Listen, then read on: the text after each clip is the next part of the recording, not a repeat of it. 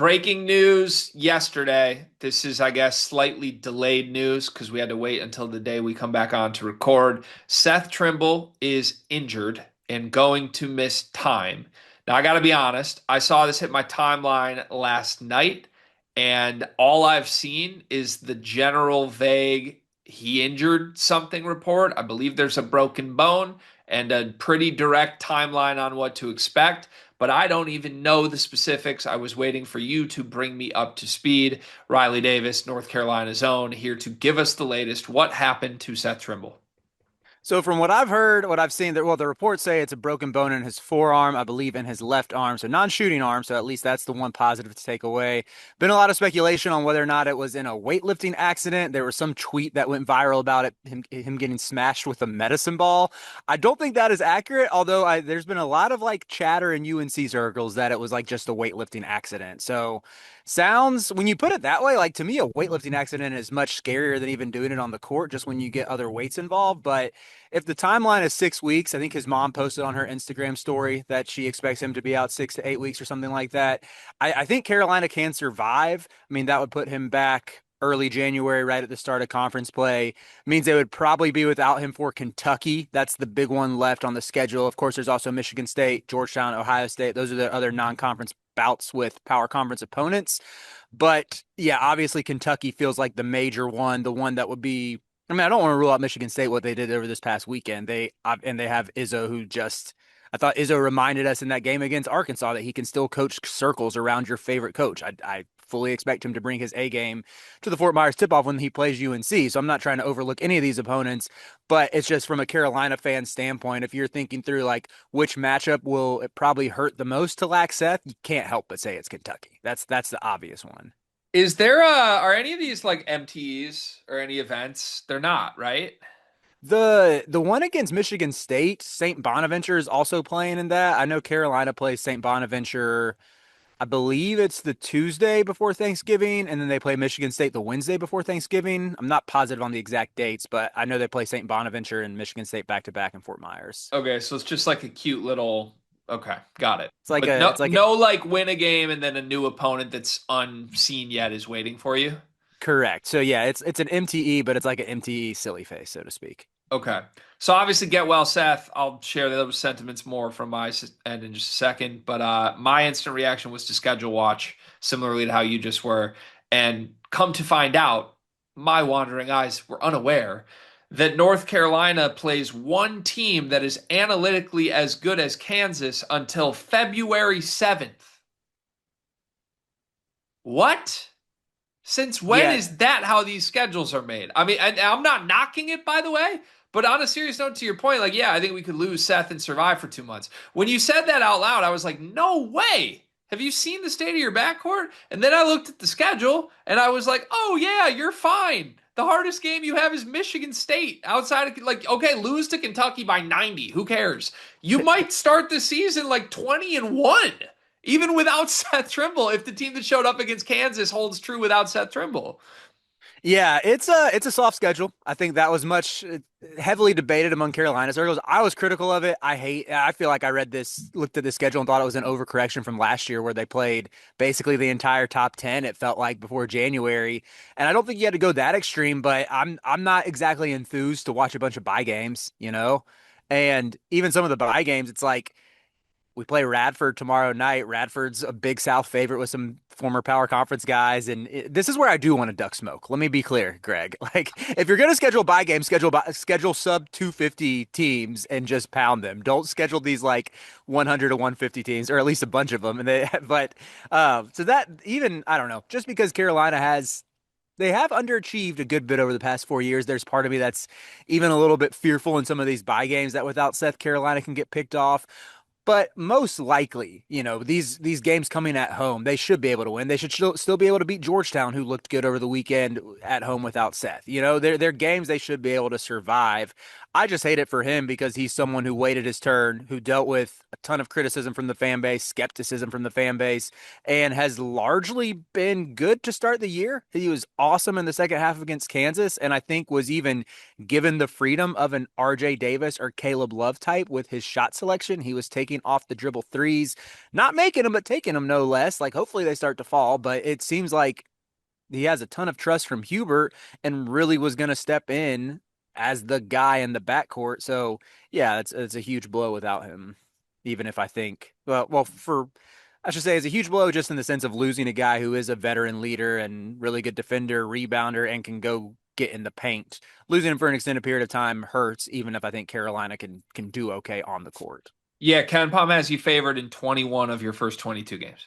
Sheesh. So I maybe you're right. Maybe this just isn't going to matter. Thank you to Hubert's schedule this year. I guess in hindsight, this worked out.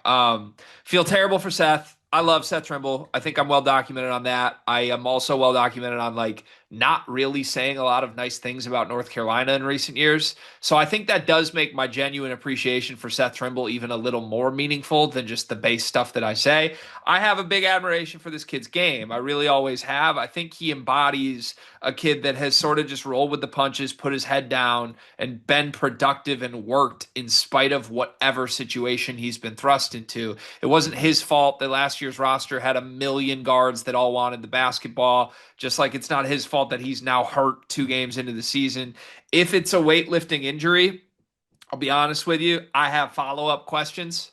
Who the hell's responsible for overseeing whatever went on in the weight room? And are you getting your holiday bonus still this year? No, you're not. If I was in charge of the hiring process, but I don't know the specifics on that. I'm not going to judge. I got to ask you this. You texted me at 7:38 p.m. Eastern on Friday night in the middle of the North Carolina Kansas game. I think this is when Mhm. North Carolina was trailing. Mhm. You texted us, Carter and I, quote, "This is the textbook game that shows why Seth Trimble is so polarizing among North Carolina fans." What did you mean by that? And I'm not trying to play gotcha now that he's hurt, but I guess how would you have assessed his performance in that win over Kansas? Well, I texted that in the first half when he was playing really poorly. He was 1 for 6 in the first half with 4 points, and it was just taking terrible shots.